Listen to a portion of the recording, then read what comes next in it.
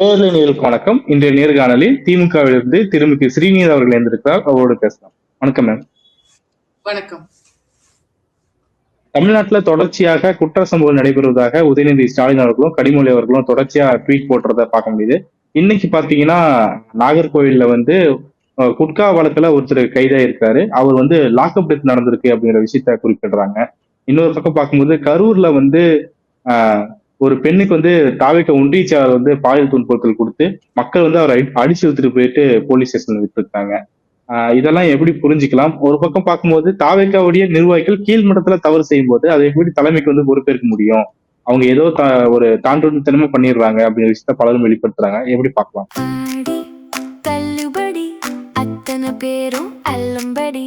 ஆறு முதல் 60% வரை ஆடி தள்ளுபடியுடன் சூப்பர் சரவணா ஸ்டோர்ஸ், சென்னை, மதுரை, கோவை.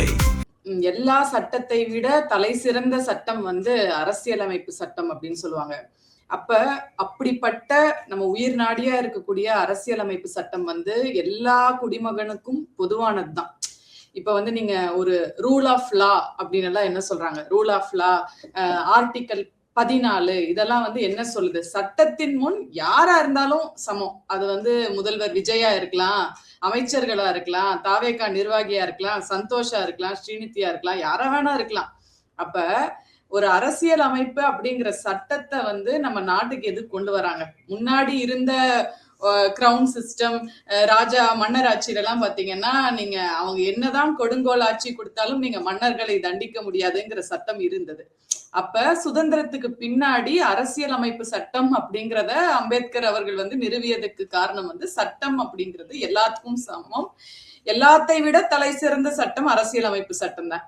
ஏன்னா இது எதுக்கு சொல்றேன்னா, ஆதவர்ஜுனா வச்சுட்டு அம்பேத்கர் சிலை பக்கத்துல போய் அந்த போட்டோ ஷூட் எல்லாம் நீங்க அவங்க கட்சி தொடங்கின புதுசுல பார்த்திருப்பீங்க.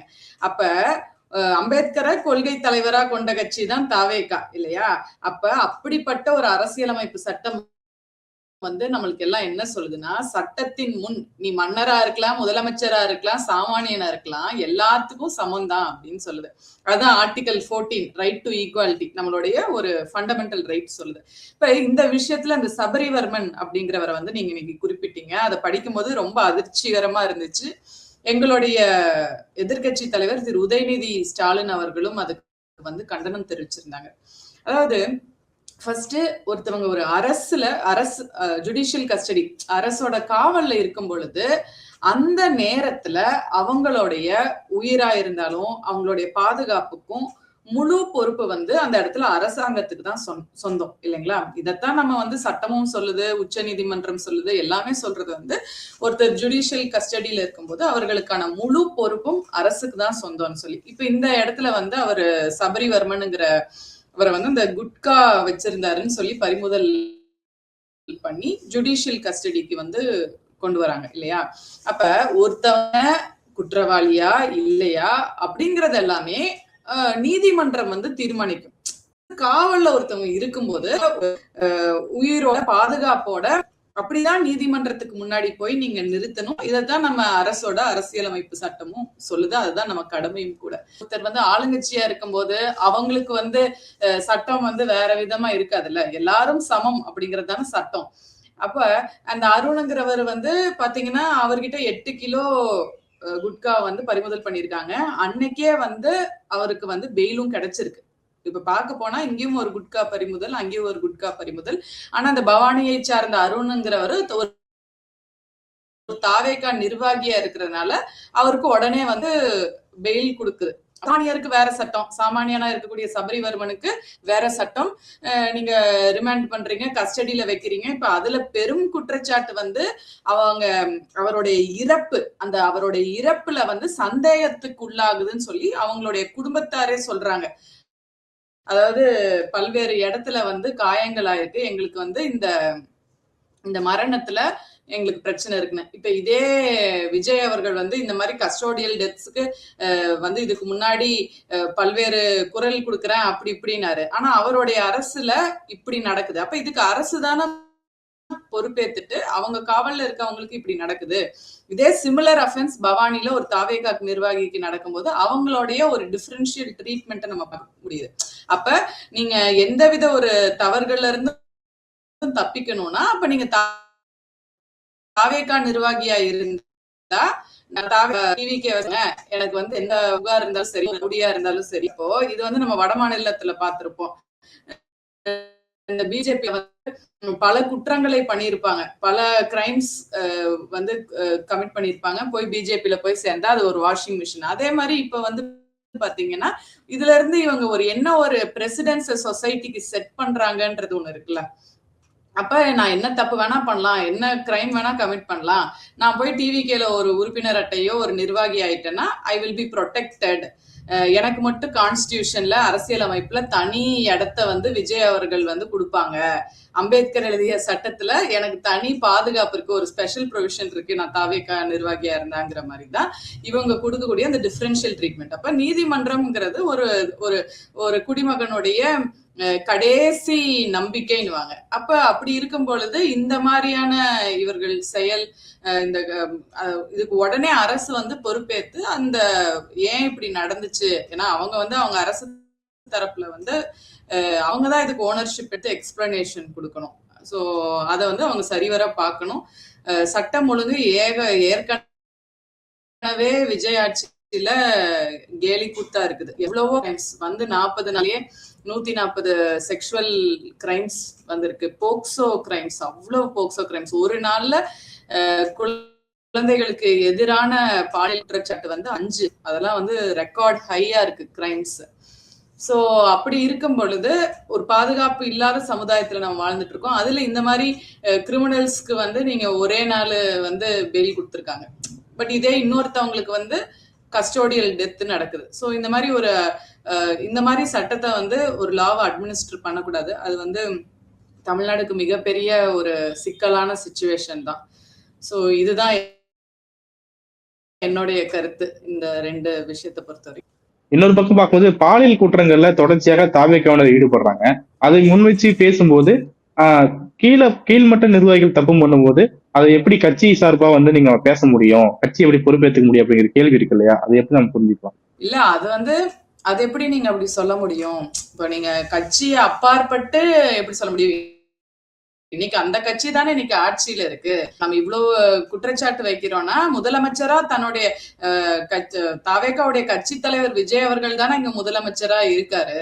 அப்ப எந்த சட்ட ஒழுங்கு பிரச்சனை நடந்தாலும் அவர் மேலதானே அந்த ரெஸ்பான்சிபிலிட்டி இருக்கு, அந்த ஸ்டேட்டோட ரெஸ்பான்சிபிலிட்டி அவர் மேலதான் இருக்கு. அதுவும் அதிக அளவுல இந்த தாவேகா நிர்வாகிகள், அதாவது குற்றம் செய்தவர்கள் தாவேகால போய் சேர்றாங்களா, இல்லைன்னா தாவேகால சேர்ந்ததுக்கு அப்புறம் எங்களுக்கு ஆட்சி அதிகாரம் இருக்குங்கிற ஒரு என்ன சொல்றது, அந்த ஆட்சி அதிகாரம் இருக்குங்கிற ஒரு ஆணவத்திலையும் ஒரு எனக்கு பாதுகாப்பு இருக்கு, எங்க அண்ணன் பாத்துக்குவாரு அப்படின்னு சொல்லிட்டு. ஏன்னா தாவேகா ஜெயிச்ச அன்னைக்கே வந்து பாத்தீங்கன்னா எங்க மாவட்டத்துல எல்லாம் போலீஸ் கிட்ட ரகலை பண்ண பசங்க எல்லாம் நிறைய பேர் இருக்காங்க. என்னப்பா குடிச்சிட்டு ஓட்டுறேன்னா, நான் தாவேகா நிர்வாகி, அந்த வீடியோக்கள் எல்லாம் கூட வெளியே வந்துச்சு, நான் தாவேகாவை சேர்ந்தவன், நான் ஆளுங்கட்சியை சேர்ந்தவன், நீங்க போலீஸ் எப்படி என்னைய வந்து கேள்வி கேட்க முடியும்ன்ற வீடியோல வந்துச்சு. அதுக்கு என்ன காரணம்னா அவங்களுடைய அமைச்சரே போலீஸை எப்படி ட்ரீட் பண்றாங்க.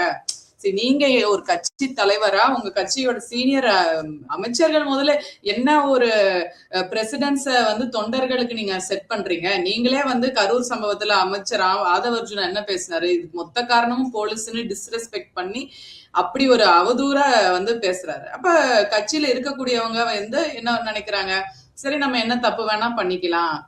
இப்ப அவங்க கட்சியில தான் அந்த போதை பொருள் வந்து யூஸ் பண்ணதா அந்த ஸ்டேடியத்துல வந்து அது போதை பொருள் அப்படின்னு சொல்லி ஒரு குற்றச்சாட்டை பொதுமக்கள் அவங்களுடைய இன்னொரு அமைச்சர் மேல வச்சாங்க. அப்ப அந்த இடத்துல திரு விஜய் அவர்களோ இல்ல அந்த கட்சியுடைய பொது செயலாளரா இருக்கக்கூடிய புஷி ஆனந்த் அவர்களோ எங்க அமைச்சருக்கும் இதுக்கு சம்மந்தம் இல்லைன்னு ஏதாவது ஒரு அதிகாரப்பூர்வமா எந்த அறிவிப்பும் அவங்க வெளியிட்டு, அப்ப அவங்களுடைய அமைச்சர்களே மேலும் மேலும் வந்து பாத்தீங்கன்னா போலீஸை திட்டுறது, இந்த போதை பொருட்கள் விவகாரத்துல போய் சிக்கிறது, இந்த மாதிரி விஷயங்கள். அப்புறம் அவங்களுடைய அந்த நிதி அமைச்சருடைய அவருக்கு ஒரு கேஸ் இப்ப நடந்துட்டு இருக்கிறத நம்ம பாக்குறோம். நீதிமன்றத்துல வந்து அவர் ஆஜராகணும் அப்படின்னு சொல்லி சமன் பண்ணியிருந்தாங்க. ஏன்னா அவரு ஒரு அசால்ட் பண்ணியிருந்தாரு, தன்னுடைய அவங்க சொந்த தம்பியோ அண்ணனோ அவங்க வீட்டுல போய் அந்த வீடியோக்களை கூட நீங்க பாத்திருப்பீங்க அந்த ஆதாரங்கள்ல. அந்த மாதிரி பாத்தீங்கன்னா முழுக்க முழுக்க கட்சிக்குள்ள அதான் இவங்க அந்த மாதிரி ஆட்களை அந்த கட்சியில சேர்த்தி இருக்காங்களா, இல்ல அந்த கட்சியில போய் சேர்ந்ததுக்கு அப்புறம் எங்களுக்கு ஆட்சி இருக்கு, எங்களை கேள்வி கேட்கறதுக்கு போலீஸ் யாரு, நீதிமன்றம் அப்படின்ற ஒரு இதுல அவங்க பிஹேவ் பண்றாங்களான்னு தெரியல. ஏன்னா ஒரு மனுஷனுடைய மிகப்பெரிய நம்பிக்கை வந்து நீதிமன்றம், நம்மள எல்லாம் பாதுகாக்கக்கூடிய சட்டம் தான் கான்ஸ்டிடியூஷன், அரசியலமைப்பு சட்டம். அந்த அம்பேத்கரை வந்து கொள்கை தலைவரா வச்சிட்டு இருக்கிற தாவேகா வந்து இன்னைக்கு சட்டத்துல நீ ஒரு சாதாரண சிட்டிசன் இல்ல நீ தாவேகா நிர்வாகி இல்லைன்னா உனக்கு பாதுகாப்பு கிடையாது. ஆனா இதே நீ என் கட்சியில வந்து தாவேகா நிர்வாகியா இருந்தீங்கன்னா நீ எந்த பாலியல் குற்றச்சாட்டு பண்ணலாம், நீ வந்து என்ன, நீ ட்ரக்ஸ் யூஸ் பண்ணலாம், நீ வந்து ரூல்ஸ் போலீஸ் கிட்ட நீ என்ன வேணா வம்பு வழக்கு வச்சுக்கலாம், நாங்க உனக்கு பாதுகாப்பா இருப்போம் அப்படின்னா அது வந்து ஒரு சரிவர விஷயம் கிடையாதுல்ல. மொத்த சட்ட ஒழுங்குமே சீர்குலைந்து போறதுக்கு சமம். இந்த கஸ்டோடியல் டெத் விவகாரத்துல கனிமொழியாகட்டும் உதயநிதி ஸ்டாலின் ஆகட்டும் 2 பேருமே குறிப்பிட்டு சொல்றது என்னன்னா, காவல்துறையானது முதல்வர் கையில தான் இருக்குது, அவர் வந்து சரியாக நடவடிக்கை எடுக்க வேண்டும் அப்படிங்கிற விஷயத்த குறிப்பிடுறாங்க. அதை எப்படி புரிஞ்சுக்கிறது? இன்னொரு பக்கம் பார்க்கும்போது அவருக்கு வந்து நிறைய வேலைகள் இருக்கு, புதுசா பதவி ஏற்றிருக்காரு, எல்லா விஷயத்தையும் அனலைஸ் பண்ணிட்டு இருக்காரு, அவர் மேல பர்டன் வந்து திரும்ப திரும்ப போட்டுட்டே இருக்காதீங்க அப்படிங்கிற விஷயத்த பலரும் முன்வைக்கிறாங்களே, அதை எப்படி பார்க்கலாம்? அவங்க கட்சி சார்பில் அவங்க என்ன வந்து சொல்றாங்கன்னா, எங்க அண்ணனுக்கு 6 மாசம் கொடுங்க, அவர் ஃபர்ஸ்ட் டைம் முதலமைச்சரா இருக்காரு, எங்களுக்கு 6 மாசம் கொடுங்கன்னா அந்த 6 மாசம் அவகாசம் எதுக்கு?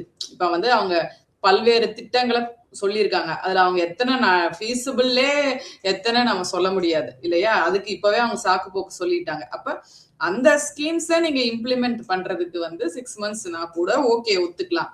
பட் இந்த மாதிரி ஒரு criminal issues, law and order problems, drug abuse problem, sexual assault and violence cases, இதெல்லாம் எவ்வளவு ஒரு சீரியஸான ப்ராப்ளம்ஸ். ஏன்னா முன்னாடி தமிழ் வந்து ஒரு பாதுகாப்பான மாநிலம் சொல்லி கேரளால இருந்து கர்நாடகால இருந்தெல்லாம் வந்து இங்க ஐடி செக்டர்லயும் எல்லா பக்கமும் 12 மணி கூட ஒரு பொம்பளை புள்ள நடந்து போகலாம், இங்க வந்து வேலை பார்க்கறாங்க.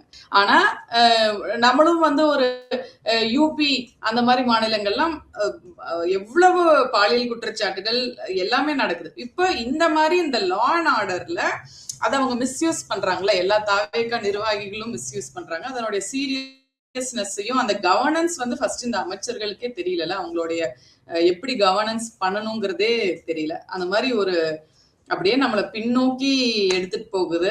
இதெல்லாம் கிரிமினல் ரெக்கார்ட்ஸ் அதிகமாகி பயமா இருக்கு. தமிழ்நாடு வந்து ஒரு பாதுகாப்பான மாநிலமா பெண்களுக்கும் குழந்தைகளுக்கும் இருந்த மாநிலம் இந்த மாதிரி போக்குனால வேற வட மாநிலம் மாதிரி மாறுறதுக்கான வாய்ப்புகள் இருக்கு. அல்டிமேட்லி இன்னொன்னு வந்து ஒரு ஸ்டேட் வந்து ஒரு சேஃபான ஸ்டேட்டா ஒரு பெண்களுக்கோ குழந்தைகளுக்கோ இல்லைன்னா அது எல்லா விதத்திலயும் பாதிக்கும்ல. அங்க எப்படி ஒரு இன்வெஸ்ட்மெண்ட்ஸ் நடக்கும், ஒரு பல மாநிலங்கள்ல இருந்து இப்ப கோயம்புத்தூர்ல எடுத்துக்கிட்டீங்கன்னா வெப்ப காலம் நல்லா இருக்கும், கிளைமேட்டிக் கண்டிஷன்ஸ் நல்லா இருக்கும், தண்ணி நல்லா இருக்கும்னு சொல்லிதான் நிறைய இன்வெஸ்ட்மெண்ட்ஸ், நிறைய காலேஜஸ் எல்லா மாநிலத்தில இருந்தும் குடும்பங்கள் பெண்கள் வந்து செட்டில் ஆறதுக்கு காரணம். அப்ப இங்கேயே வந்து பாத்தீங்கன்னா கோவை மாவட்டத்திலேயே பல்வேறு பாலியல் குற்றச்சாட்டு சிறு பிள்ளைகளுக்கு வருது. அப்ப அந்த அளவுக்கு சேஃப்டி கொஸ்டினபிளா இருக்கும்போது எப்படி இந்த ஸ்டேட்டோடைய growth டெவலப்மெண்ட்டுக்கே இந்த மாதிரியான ஒரு கவர்னன்ஸ் வந்து ஒரு ஹிண்டரன்ஸா இருக்கு. கவர்னன்ஸ்ல குறை இருக்குது, அவங்க வந்து தவறாங்க அப்படிங்கிற விஷயத்தை குறிப்பிடுறீங்க. இப்ப பார்க்கும்போது வரலாற்றே இல்லாத அளவுக்கு 2 வருஷம் கட்சி ஆரம்பிச்ச 2 வருஷத்துலயே வந்து ஆட்சிக்கு வராங்க. அப்போ அவங்களுக்கு பொறுப்புகள் அதிகமா இருக்கும் இல்லையா, மக்கள் கிட்ட சரியா அந்த கொண்டு போய் விஷயங்களை சேர்த்தணும்னு சொல்லி. அப்போ அதுலயே அவங்க தவறு விடுறாங்கன்னு பாக்குறீங்க? அதுதாங்க, அந்த எக்ஸ்கியூஸ் எல்லாம் நம்ம சொல்ல முடியாது. 2 வருஷத்துல கட்சி ஆரம்பிச்சு எனக்கு எல்லாமே புதுசுன்னு எல்லாம் சொல்ல முடியாது. நீங்க ஒன்ஸ் கட்சி அபிஷியலா அனௌன்ஸ் பண்ணிட்டீங்க, மக்கள் பணிக்கு வரணும்னு முடிவு பண்ணி தானே நீங்க எல்லா தொகுதியிலயும் நின்றுருக்கீங்க. உங்க தொகுதியில நீங்க சூஸ் பண்ண வேட்பாளர்கள் அந்த மாதிரி இருக்காங்க. அவ்வளவு குற்றச்சாட்டுகள் மிக்க வேட்பாளர், ஒரு வேட்பாளருக்கு சரிவர இவங்க வந்து தேர்வே பண்ணாம, ஏன்னா இங்க எல்லா தொகுதியிலும் விழுந்த ஓட்டு விஜய்க்காக விழுந்த ஓட்டு. அதுக்கப்புறம் அவங்க தொகுதியில இப்ப என்னோட தொகுதியில எம்எல்ஏ காணோம், எம்எல்ஏ பேரு கூட தெரியாது, ஏதோ ஒரு பிரச்சனைனா நீங்க போய் ஒரு எம்எல்ஏ பார்க்க கூட முடியாதுல்ல. அப்ப அந்த மாதிரி ஒரு சிச்சுவேஷன் தான் இங்க எல்லா கான்ஸ்டிடியூவன்சிலையும் இருக்கு. இப்ப இவங்க கேட்கிற கால அவகாசம் வந்து அதான் முக்கியமான விஷயங்களுக்கு நம்ம வந்து கண்டிப்பா கொடுக்க முடியாது அப்படிங்கிறது ஒண்ணு. இன்னொன்னு அதான் நான் சொல்லியிருந்தேன், அண்ணாவை போன்றவர் வந்து 22 மாசத்துல தமிழ்நாடுக்கு அவ்வளோ ஒரு மிகப்பெரிய திட்டங்களையும் மேஜிக் பண்ணாருங்க அறிஞர் அண்ணா. இவங்க இன்னும் வந்து 6 மாசம் வேணும் 6 மாசம் வேணும், நாங்க புது கட்சி, எங்களுக்கு அரசியல் தெரியாது, எங்களுக்கு அப்புறம் எதுக்கு நீங்க நின்னீங்க? நீங்க ப்ரிப்பேர்டா இல்லைன்னா எதுக்கு நிக்கிறீங்க? அப்போ நீங்க அந்த சினிமா அப்படிங்கிற உங்க சினிமா மோகத்தை வச்சு நீங்க வந்து அரசியல்ல குதிச்சிடுறீங்க. அப்ப நீங்க ஏன் அது ப்ரிப்பேர்டா இல்லைங்கிறீங்க? இதுக்கு இன்னொரு காரணம் வந்து இப்ப மத்த கட்சிகள்லாம் படிப்படியா மக்கள் பணி செஞ்சு வந்திருப்பாங்க. ஒரு கவுன்சிலர், மேயர், எம்எல்ஏ அந்த மாதிரி வந்திருப்பாங்க. மக்களோட தொடர்பு இருந்திருக்கும். இன்னைக்கும் எங்க இந்த ஏரியால டிச்சல்ல இல்ல எங்க ஏரியாவுக்கு ஒரு சமுதாய கூட வேணும்னா அந்த பிரச்சனைகளை திமுக காரங்க தானே இன்னைக்கு போய் என்ன பிரச்சனைனாலும் அவங்க சரி பண்றது காரணம் அந்த அளவுக்கு அவங்க கிட்ட மக்கள் தொடர்பு இருந்துச்சு. ஆனா இல்ல இங்க வந்து தாவேக்கா கட்சி ஆரம்பிக்கிற தாவேக்கால வந்து முன்னாடியே அவங்க கட்சி கட்டமைப்பு விஜய் கிடையாது. விஜய்ங்கிற ஒற்றை முக ஜெயிச்சு. அதான் இப்போ தாவேக்கா கட்சி ஆரம்பிக்க முன்னாடியே அவங்க விஜய் மக்கள் இயக்கம் அப்படிங்கிற சொல்லுங்க. பேர்ல மக்கள் கிட்ட இயல்பா தானே இருந்துட்டாங்க. நலத்திட்ட உதவிகள் பண்ணாங்க, பிறந்த நாள் அப்போ வந்து சாப்பாடு போடுவாங்க அப்படின்னு மக்களோட கணக்காக தானே இருந்தாங்க. இப்பவுமே பாத்தீங்கன்னா அமைச்சர்கள் பட்டியல்ல பார்க்கும்போது விஜய் மக்கள் இயக்கத்தை சேர்ந்தவர்கள் பலரும் இருக்கிறாங்க இல்லையா? அப்போ அவங்க கனெக்ட் தானே இருந்தாங்க. விஜய் மக்கள் இயக்கம் ஊர்புறத்துல ஜெயிச்சது அப்படிங்கிறது வந்து இருக்கலாம். இங்க டவுன்ல எல்லாம் சிட்டிஸ்ல அவங்களுக்கான பிரசன்ஸ் எந்த அளவுக்கு இருந்துச்சு? விஜய் மக்கள் இயக்கத்துல இருக்கிறவங்க தான் இன்னைக்கு அமைச்சரா இருக்காங்க அப்படின்னா என்ன நலத்திட்டங்களை பண்ணாங்க? விஜய் மக்கள் இயக்கம் என்ன மாதிரி நலத்திட்டங்களை பண்ணாங்கிறதுக்குல இப்ப எனக்கு பிடிச்ச ஒரு சினிமா ஸ்டார், அது இப்ப தனுஷா இருக்கலாம், யாரா வேணா இருக்கலாம், அவர்களுடைய பிறந்த நாளுக்கு வந்து போய் ஒரு முதியோர் இல்லத்துல சாப்பாடு போடுறதோ இல்ல 4 புத்தகங்களை குழந்தைங்களுக்கு கொடுக்கறதோ எல்லா ஆக்ட்ரஸோடைய பிறந்த நாளுக்கு பண்ண வேண்டிய விஷயங்கள். நான் சொல்றது அந்த முக்கியமான விஷயங்கள் எதுக்கு நீங்க குரல் கொடுத்தீங்க? இதுக்கு முன்னாடி நீங்க கட்சி ஆரம்பிச்சதுக்கு அப்புறமுமே நீங்க முக்கியமான தமிழ்நாடுடைய பிரச்சனைகள் எதுல வந்து உங்களுடைய நிலைப்பாடு இருந்தது? இப்ப முதலமைச்சர் ஆனதுக்கு அப்புறமுமே பல்வேறு விமர்சனங்கள், தமிழ்நாடுடைய முக்கியமான குடிநீர் பிரச்சனை, காவிரி திட்டம், அதுக்கே வந்து நீங்க கர்நாடகா அங்கே அமைச்சர் வந்து பல்வேறு விஷயங்கள்ல சொல்றாரு, அதை எதிர்த்து கூட குரல் கொடுக்க மாட்டேங்கிறாரு. நீட் பேப்பர் லீக்க பத்தி ஒரு விஷயம் சொல்ல கிடையாது. அந்த மாதிரி இப்படி ஆக்கப்பூர்வமான தமிழ்நாடை சம்பந்தப்பட்ட எவ்வளவு விஷயங்களுக்கு உங்களுடைய இயக்கம் குரல் கொடுத்துச்சு, நீங்க எவ்வளவு வந்து குரல் கொடுத்தீங்க? இப்ப அண்ணா ஹசாரே கூட சேர்ந்து போராட்டத்துல ஈடுபட்டாருங்க அவரு டெல்லியில. ஆனா கடைசியில இன்னைக்கு வந்து காங்கிரஸோட கூட்டணி வச்சிருக்காரு. அந்த மாதிரி அவர் அப்பப்போ வருவாரு வெளியே, தன்னை ஒரு லைம்லைட்டை காமிச்சிட்டு திரும்ப உள்ள போயிடுவாரு. இதுதான் அவர் வந்து பண்ணிட்டு இருந்த அரசியல். சோஃபார் அவர் ஆக்டரா இருக்கும் பொழுது இதுதான் அவர் பண்ணிட்டு இருந்தார். இப்ப 2 படம் நீங்க புரட்சிகரமா வந்து நீங்க நடிச்சிட்டீங்கன்னா உடனே உங்களுக்கு வந்து தமிழ்நாடுடைய கவர்னன்ஸ் தெரிஞ்சிருமா? அப்ப திடீர்னு இதை தூக்கி அவங்க கையில கொடுத்துட்டாங்க. அதனால என்ன ஆகுதுன்னா நிழல் சிஎம் முதல் போட்டு இந்த மொத்த படத்தையும் இயக்கி கொண்டிருக்கும் மாதவ அவர்கள் கையில தான் இன்னைக்கு அரசாங்கம் இருக்கு. அதனால இது மொத்தமே ஒரு ஜனநாயக குளறுபடி தான். அதாவது முதல் முறை இன்னொருத்தவங்களுக்கு மாற்றம் எங்களுக்கு வேணும், அதனால நாங்க ஓட்டு போடுறோம்ன்றாங்க. ஆனா அந்த மாற்றம் என்ன மாதிரியான மாற்றம்ங்கிறத இவங்க சொல்லணும்ல. நாங்க கல்வியில இந்த மாற்றம் கொண்டு வருவோம், இல்ல மருத்துவத்தில் இந்த மாற்றம். இப்ப 5 வருஷம் முன்னாள் முதலமைச்சர் திரு ஸ்டாலின் அவர்கள் பல்வேறு விஷயங்கள்ல தமிழ்நாடை வந்து இன்னும் மேல் நோக்கிதான் வந்து முன்னேற்றி இருக்கிறார். டபுள் டிஜிட் growth இருக்கு. அப்ப இவ்வளவு கரெக்டா தமிழ்நாட்டை பாதுகாத்து, அதுவும் பாத்தீங்கன்னா பாஜகவுக்கு எவ்வளவு ஒரு எதிர்ப்பு குரலா அந்த 5 வருஷம் இருந்துச்சு. இன்னைக்கு பாஜகவை பத்தி பேசுறதுக்கே விஜய் அவர்கள் வந்து 3 மாசமா வாயவே திறக்கலையே. அப்ப இதையெல்லாம் யோசிக்க போகும்போது அந்த தமிழ்நாடு ஸ்டேட் அவ்வளவு ஒரு growth அண்ட் டெவலப்மெண்ட் முன்னாள் முதலமைச்சர்னால நடந்துச்சு.